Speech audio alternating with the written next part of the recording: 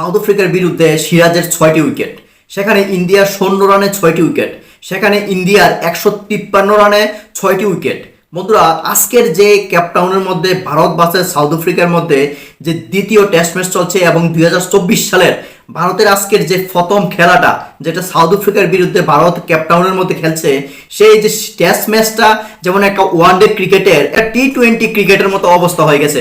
আপনারা যদি আজকের ম্যাচটা দেখে থাকেন, যেটাকে আপনারা একটা পর্যায়ে গিয়ে টি20 ম্যাচ বলতে পারেন, একটা পর্যায়ে গিয়ে সেটাকে ওয়ানডে ম্যাচ বলতে পারেন, আবার একটা পর্যায়ে গিয়ে সেখানে একটা বোলিং ক্রিজ, সেখানে যে একটা অসাধারণ ক্রিকেট হয়েছে সেটাও বলতে পারেন। টেস্ট ম্যাচের হিস্টোরিতে আজকে 56 রানে 6টা উইকেট ভারতের আজকে সেখানে পড়ে গেছে, সেটা কিন্তু একটা টেস্ট ক্রিকেটের ইতিহাস তৈরি হয়ে গেছে। আজকের ম্যাচটা খুবই গুরুত্বপূর্ণ ছিল ভারতের জন্য। ভারত প্রথম ম্যাচে সেখানে সাউথ আফ্রিকার কাছে ইনিংস এবং রানের ব্যবধানে হেরে গিয়েছে।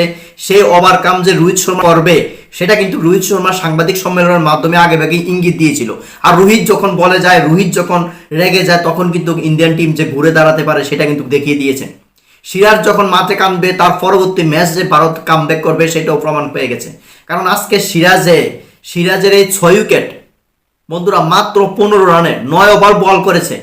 মনে রাখুন, ওয়ানডে ম্যাচে একটা বোলিং 10 ওভার বল করতে পারে, আর সিরাজ আজকে টেস্ট ম্যাচের মধ্যে 9 ওভার বল করে 15 রান দিয়েছে, আর সেই জায়গায় তিনি 6টা উইকেট সংগ্রহ করেছেন। সেটা কিন্তু অনেক বড় অ্যাচিভমেন্ট ছিল সিরাজের জন্য। তাই বন্ধুরা, সিরাজকে কংগ্রেচুলেশন থাকবে। পাশাপাশি সাউথ আফ্রিকার টিমকে ভারতের বুমরা 2টা উইকেট সংগ্রহ করেছে, সেখানে প্রসিদ্ধ কৃষ্ণা কোনো উইকেট ফানি 4 ওভার বল করে তিনি। অন্যদিকে মুকেশ কুমারের একটা রেকর্ড কিন্তু বন্ধুরা, আজকে 2 ওভার 2টা বল করেছে, 56 রান 2টা উইকেট। সেটা অসাধারণ বোলিং ছিল। ভারতের বোলিং লাইন আপ যে আজকে দুর্দান্ত ছিল, সেটা কিন্তু কেপটাউনে ওয়ার্ল্ড ক্লাস ক্রিকেটের পরিচয় দিয়ে দিয়েছে। ভারতের ওয়ার্ল্ড ক্লাস বোলিং যে কোনো সময় বিধ্বংসী হয়ে যেতে পারে, তার একটা প্রমাণ কিন্তু আজকে সিরাজের নেতৃত্বে বুমরা, মুকেশ কুমার, সিরাজ 3 জন মিলে ভারতকে দেখিয়ে দিয়েছে।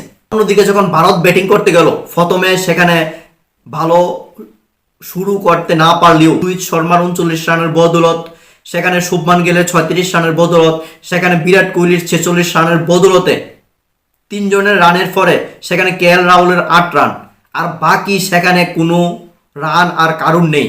তার বদলতে ভারতের যে ব্যাটিং লাইন আপ, সেটা কিন্তু আজকে দুর্দান্ত একটা বিস্ময়কর অবস্থা দেখিয়ে দিয়েছে, যেটা টেস্ট ক্রিকেটের ইতিহাসে এরকম দেখেনি। 56 রানে ভারত আজকে 7টা উইকেট হারিয়েছে। 56 রানে 7টা উইকেট হারিয়েছে বন্ধুরা। প্রথম উইকেট 0, তারপর কেএল রাহুল থেকে সেখানে শ্রেয়াস আয়ারের 0, তারপর কেএল রাহুলের পরবর্তী সময়ে যে উইকেটগুলো পড়েছে, সেখানে মোহাম্মদ সিরাজ নট আউট থাকলেও 0 রান। ভারতের প্রায় আজকে 7টা ব্যাটসম্যান 0 রানে আউট হয়ে গেছে, সেখানে 4 জন বাদে বাকি 7 জন 0 রানে আউট। এবং সবচেয়ে বড় ইন্টারেস্টিং বিষয় হলো, কেএল রাহুল যখন ভারতের স্কোর 153, সেখানে কেএল রাহুল আউট। তার পরবর্তী সময়ে যত ব্যাটসম্যান এসেছে, হয়তোবা কোনো হ্যাট্রিকের রেকর্ড করতে পারেনি, হয়তোবা সেখানে 1 ওভারে 3 উইকেট, 33 ওভার 1 বলে 1 উইকেট, 33 ওভার 3 বলে 1 উইকেট, 33 ওভার 5 বলে 1 উইকেট, 1 ওভারে 3 উইকেট। তার পরবর্তী ওভারে বন্ধুরা ভারত লাস্ট 11 বলে 6টা উইকেট মাঠে দিয়ে 153 রানে কিন্তু ভারতের ইনিংস শেষ হয়ে গেছে। ভারত যখন আবার সাউথ আফ্রিকা ব্যাটিং করতে গেল, সাউথ আফ্রিকার সামনে যে লিডটা ছিল, সেই রান করতে গিয়েও কিন্তু ভারত অলরেডি সাউথ আফ্রিকার 3টা উইকেট ভারত সেখানে ফেলে দিয়েছে।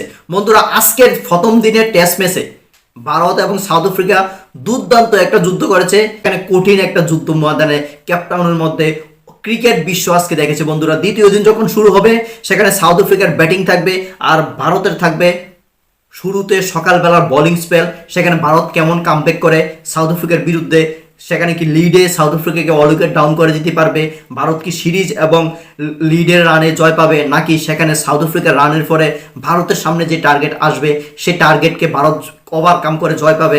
বন্ধুরা, টেস্ট ম্যাচটা খুবই সুন্দর এক পর্যায়ে রয়েছে। ভারত জয়ের পাল্লায় অনেকটা এগিয়ে রয়েছে। শেষ পর্যন্ত কি হয় দেখতে থাকুন। জয় হিন্দ।